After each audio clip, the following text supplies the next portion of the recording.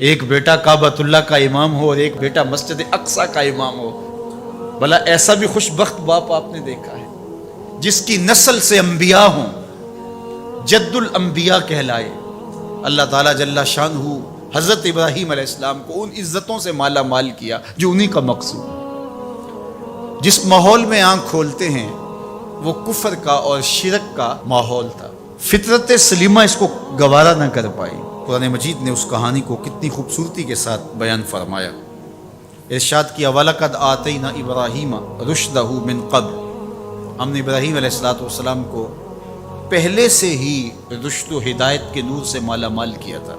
اللہ تعالیٰ جل شانہ نے ان سے ایک بڑا کام لینا تھا، تو ان کی فطرت اور ان کی طبع کے اندر وہ چیز رکھی کہ جو کبھی بھی اس چیز کو قبول نہیں کر سکتی تھی۔ خیر، جب بڑے ہوئے اور دیکھا کہ بت پرستی کا دورہ ہے، تو آپ نے کہا کہ یہ کیا ہیں بت جن کو تم پوجتے ہو؟ تو انہوں نے کہا کہ ہمارے آباء و اجداد ان کو پوجتے آئے ہیں اور شروع سے ان کی پرستش چل رہی ہے، لہٰذا ہم ان کو ترک نہیں کر سکتے۔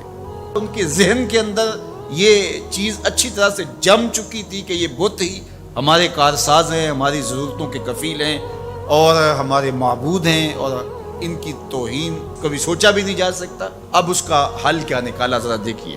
قرآن بتاتا ہے، بولے وَتَاللَّهِ لَأَكِيدَنَّ أَصْنَامَكُمْ بَعْدَ أَن تُوَلُّوا مُدْبِرِينَ، میں تمہارے بتوں کے ساتھ نپٹ لوں گا، تم ذرا میلے سے ہوا۔ وہ ایک میلہ کرتے تھے شہر سے باہر نکل کے، جہاں سارا شہر جمع ہوتا تھا، اور وہاں کھیل کود کرتے اور 2-3 دن وہاں گزارتے تو واپس آ جاتے۔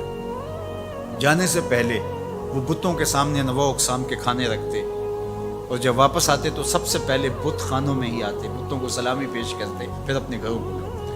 تو اکیلے شہر میں رہ گئے، باقی سارے لوگ حتیٰ کہ ان کے پجاری پروہر سب میلے میں چلے گئے۔ اب حضرت ابراہیم علیہ السلام نے کلہاڑا پکڑا اور ان کے مرکزی بت خانے میں داخل ہو گئے۔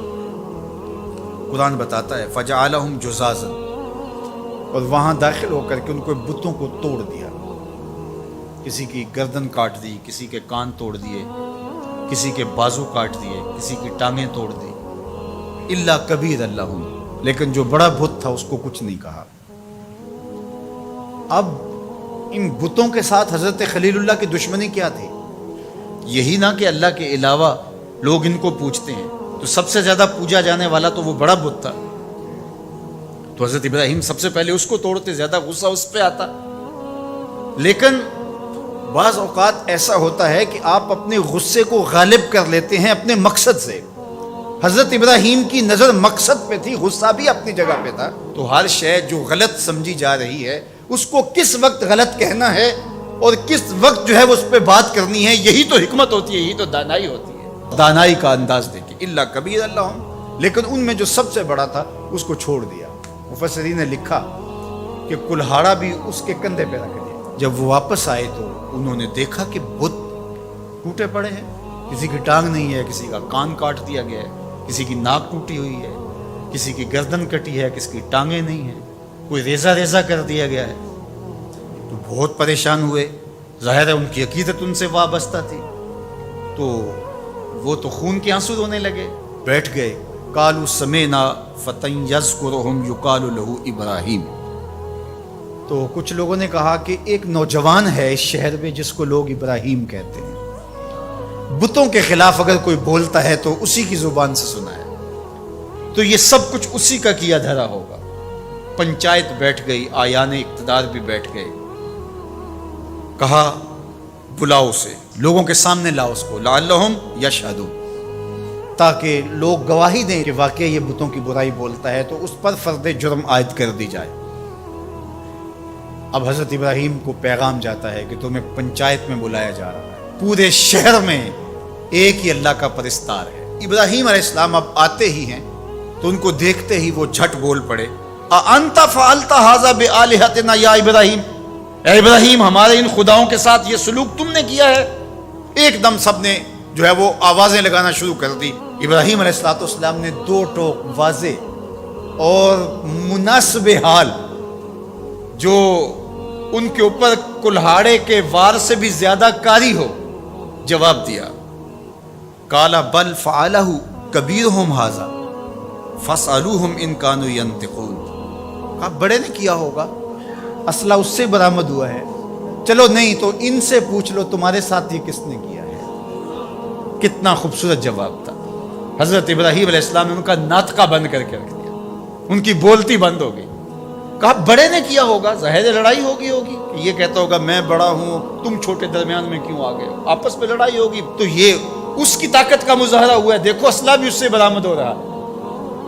اچھا چلو یہ نہیں بولتا، تمہارے ڈر کی وجہ سے نہیں بول رہا تمہارا خدا، تمہارے ڈر کی وجہ سے تمہارا خدا نہیں بول رہا، تو جن کے ساتھ ظلم ہوا ان سے پوچھ لو کہ تمہارے ساتھ یہ سلوک کس نے کیا. ثم نکسوا علی رؤوسہم، پھر انہوں نے شرمندگی سے اپنے سروں کو اپنے گھٹنوں پہ رکھ لیا. آنکھوں میں آنکھیں ڈال کے بات نہیں کر رہے تھے، سر جھکے ہوئے تھے، نظریں جھکی ہوئی تھی. ان کے لفظوں کی لجاجت دیکھیے، اس سے ٹپکتی ہوئی مسکنت دیکھیے، لفظوں کے انداز سے ان کے اندر کی شکست و ریخت کا اندازہ کیجیے، ان کے اندر کی بے بسی دیکھیے اور ان کے اعتقاد کو کرچی کرچی ہوتے دیکھیے. حضرت ابراہیم نے جو ضرب لگائی تھی کلہاڑے سے، یہ ضرب اب جو لگی کہ ان بتوں سے پوچھو یہ اس سے بھی زیادہ کاری تھی. کیا بولتے ہیں؟ لقد علمت ما هؤلاء ينطقون. ابراہیم تو جانتا ہے یہ بولتے تو نہیں ہے، تو جانتا ہے یہ بیچارے بولتے تو نہیں ہیں، یہ گونگے ہیں، یہ بہرے ہیں.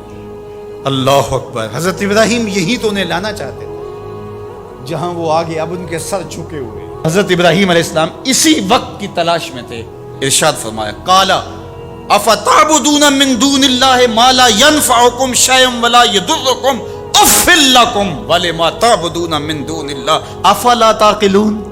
بتوں کی بے بسی پر اب جو کلہاڑے برس رہے ہیں، فکر کے تازیانے برس رہے ہیں، وہ ان کلہاڑوں کے واروں سے زیادہ کاری اور سخت ہیں جس سے پہلے بت توڑے تھے.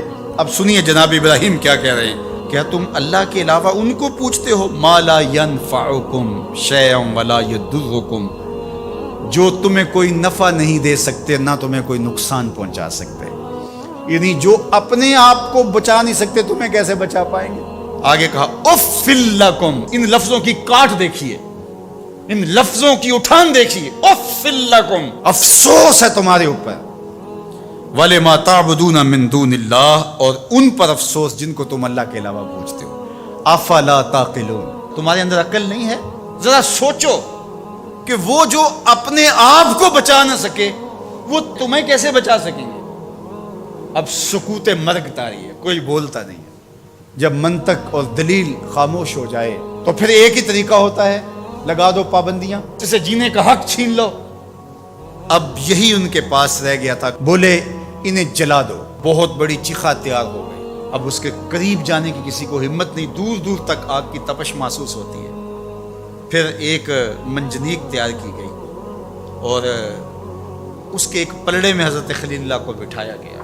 تو حضرت ابراہیم علیہ السلام جب آگ کی طرف بڑھ رہے ہیں تو آواز آتی ہے قلنا یا نارو کونی بردم وسلاما علی ابراہیم. اے آگ ابراہیم پر سلامتی کی ٹھنڈی ہو جائے، یعنی اتنی ٹھنڈی بھی نہ ہو جائے کہ میرے خلیل کو سردی لگنے لگ جائے. تو ابراہیم علیہ السلام نار نمرود میں چلے جاتے.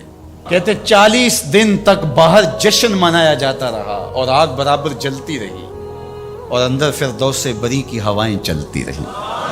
حضرت ابراہیم کے لیے وہ آگ گلزار بن چکی. 40 دن کے بعد جب آگ بجھی تو حضرت ابراہیم ان دہکتے ہوئے کوئلوں سے یوں باہر نکل کے آئے جس طرح کوئی نازنین پھولوں پہ چل کے آتا ہے.